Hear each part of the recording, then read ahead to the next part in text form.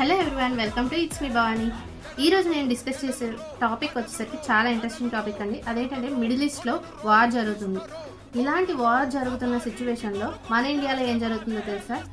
మన ఇండియాలో పెట్టుబడులు వెల్లువెత్తుతున్నాయన్నమాట. చాలామంది బిజినెస్ మ్యాన్స్ అలాగే కొత్తగా ఇన్వెస్ట్ చేయాలనుకున్న వాళ్ళందరూ కూడా వేరే కంట్రీస్లో ఇన్వెస్ట్ చేయడం మానేసి మన కంట్రీలోనే ఇన్వెస్ట్ చేస్తున్నారు.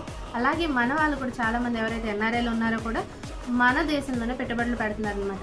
ముఖ్యంగా వచ్చేసరికి హాట్స్పాట్స్ మన విజయవాడలో, అమరావతి, ఏదైతే డెవలప్ అవుతున్న సిటీస్ ఉన్నాయో వైజాగ్, అమరావతి, ఇలా అలాగే బందర్కి పోర్ట్ రాబోతుంది కదా. సో ఈ ప్లేసెస్లో ఇన్వెస్ట్ చేయడానికి రెడీగా ఉంటున్నారు.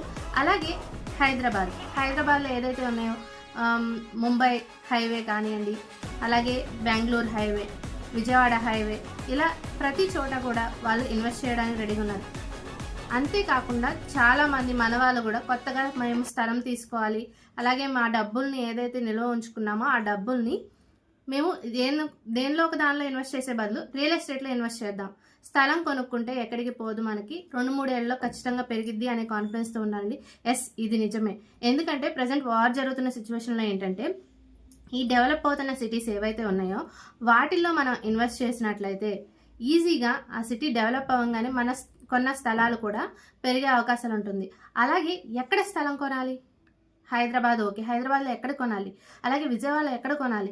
ఎక్కడ కొంటే మనకి స్థలాల రేట్లు అనేది 2-3 ఏళ్లలో లేదా 5 ఏళ్లలో అయినా మంచి ప్రాఫిట్స్ తీయగలుగుతాం అనేది చాలా మందికి తెలియదు అనమాట.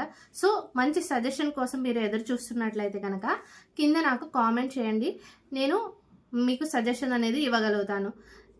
రీసెంట్గా నేను చాలా మందికి సజెస్ట్ చేయడం జరిగిందనమాట.